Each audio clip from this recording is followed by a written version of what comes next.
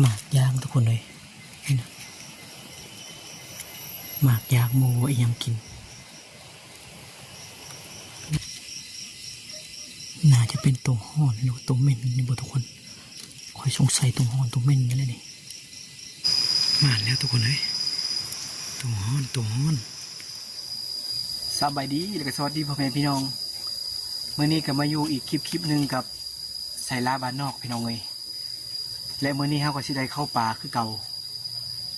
สิได้เอาน้องมาไปเมื่อนี้ทุกคนเลยนี่น้องมา2 ตัวนี่มีอยู่3 ตัวทุกคนแต่ว่าตัวที่3ทำบ่ใบเพราะว่าตัวนั้นทำสงสัยมันสิบ่เข้าป่าแล้วทุกคนเลยเพราะว่ามันอายุมันหลายปีเลยประมาณ4-5 ปีเลยทุกคนอันนี้น้องมาก็ได้ปีกายนี่ทุกคนเลยแต่ว่าเฮาบ่เคยเอาเข้าป่าเลยทุกคนและก็บ่ฮู้ว่าสิเก่งหรือบ่สิมานหรือบ่น้องมาตัวนี้2 ตัวนี้ก็สิเอาไปลองครั้งแรกแหละมื้อนี้แต่ละคลิปเฮาก็บ่เคยเอาไปน้องมาแต่มื้อนี้สิเอาไปลองเบิ่งเพราะว่าสิเข้าป่า5 แล่นทุกคนเลยบ่ฮู้ว่าน้องมาสิเก่งหรือบ่เอาจังใดก็ไปรุ่นไปติดตามรับชมน้ำกันว่าสิโศกสิมานบ่มื้อนี้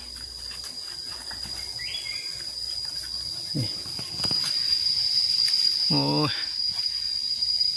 ทุกคนว่าสิได้อยู่บ่แล่นมื้อนี้นี่มาลุ้นน้ำกันนี่มวยผ้าทุกคนเลยน่าจะไปเมื่อคืนนี่นะนี่น้องมาน่าจะได้ยินเกณฑ์มันทุกคน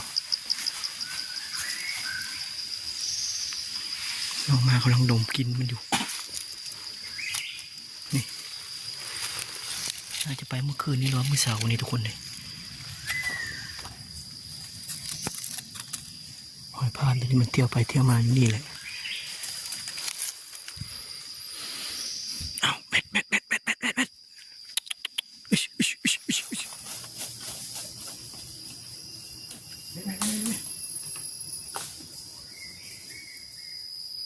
ตอนนี้ก็มาหอดดงแล้วทุกคนเลยแต่ว่าเสียดายน้องหมารักเมื่อก่อนโอ้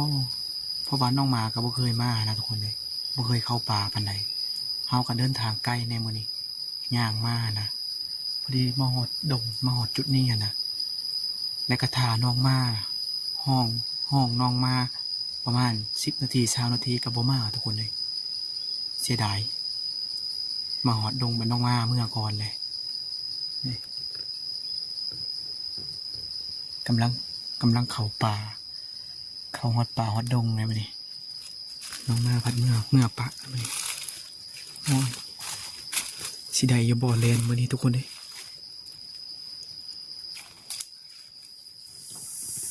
มาเจอกอก2 ตัวทุกคนเลยมันอยู่ในปุ่มตัวนี้เลยเดี๋ยวสินั่งท่าก่อนมันสิออกมาหรือบ่ทันยิงมัน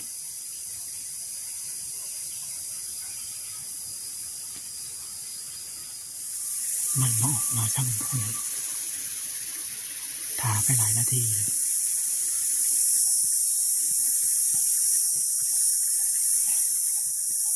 เอาเห็นเขาในผมตัวนี้นะทุกคนมันไม่ได้ออกไปใส่แต่ว่าบ่เห็นมันออกมาเลย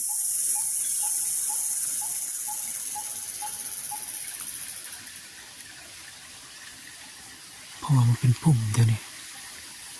2 ตัวก็ได้เขาอยู่ในนี้ทุกคนเลย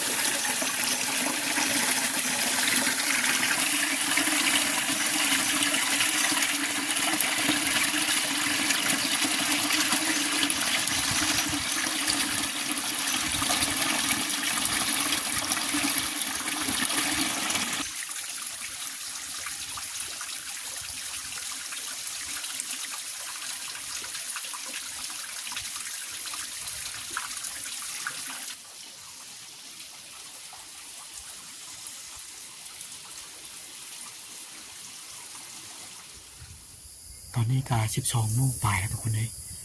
และเฮาก็สิได้ปันกินข้าวก่อนทุกคนเลยพอมีแห้งเดินทางต่อเพราะว่าตอนนี้กับบ่ได้ยังซ้ำยังบ่เจอยังเจอแต่กระหอก2 ตัวแต่ว่าบ่ทันยิงทุกคนเลย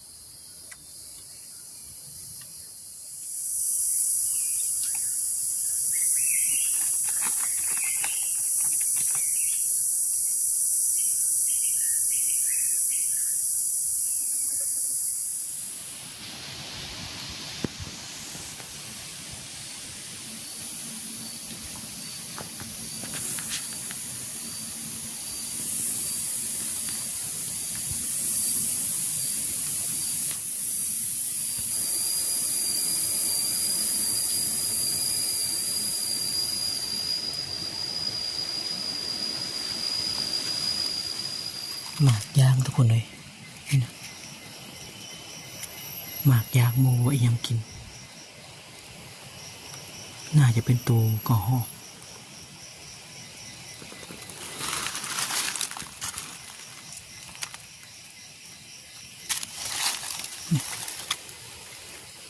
อ้อยหมูป่าน่าจะมากี่นี่ลูกทุกคน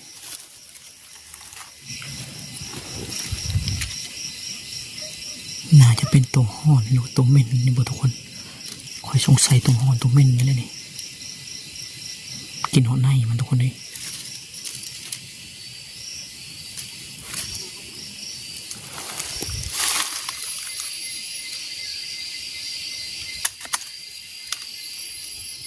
เอา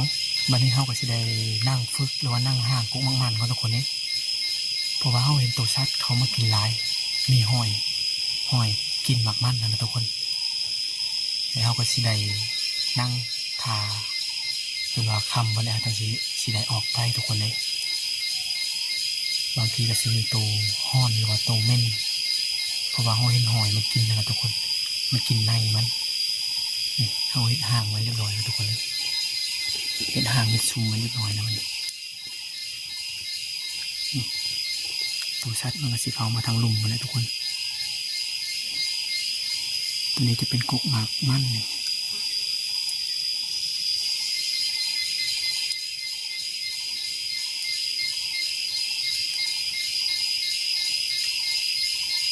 ชมมาทีบ่อยนะ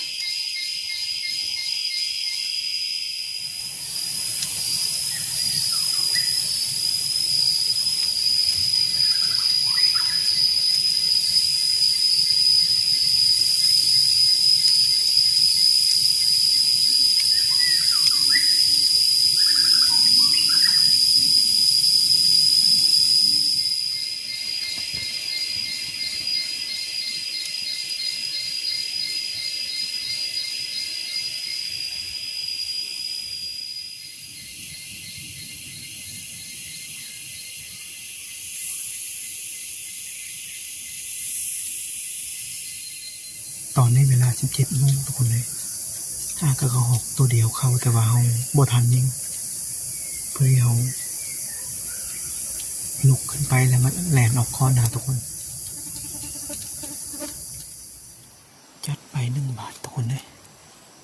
ถ้าเป็นหลายชั่วโมงเบนยังเข้ามาก็เลยได้ยิง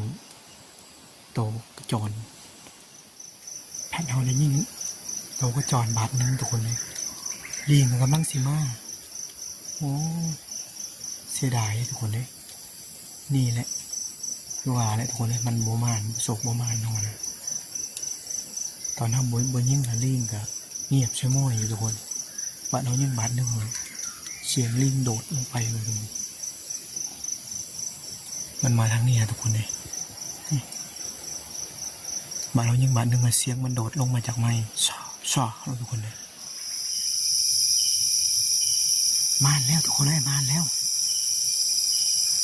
จัดไปตัวห้อนทุกคนเลยเพราะว่าเขานั่งพึกตอนนี้ประมาณ8 โมงยังทุกคนเลยเขานั่งพึกตั้งแต่6 โมงตั้งแต่เขามา1 โมงเลยทุกคนเลย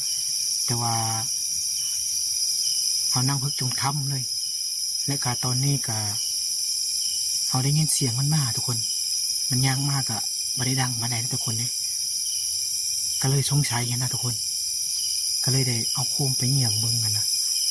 เห็นตามันก็เลยยัดไปแล้วโอเคแล้วทุกคนเลยนี่เดี๋ยวสิพาไปเบิ้งก่อน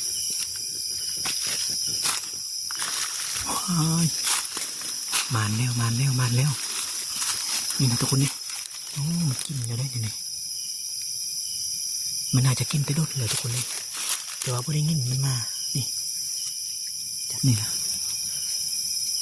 มันเข้าติดไปโดดเลยทุกคนเลยเกือบมันออกไปเลยโอ้นี่ตัวห้อนทุกคนตัวห้อน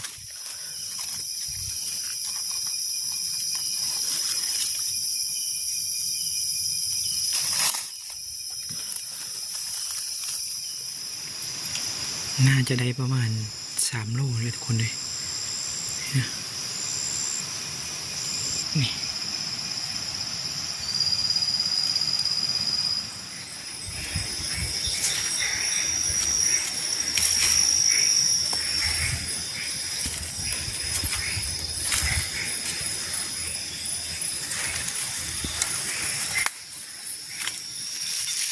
พอได้ย่างมอดหวยทุกคนเลย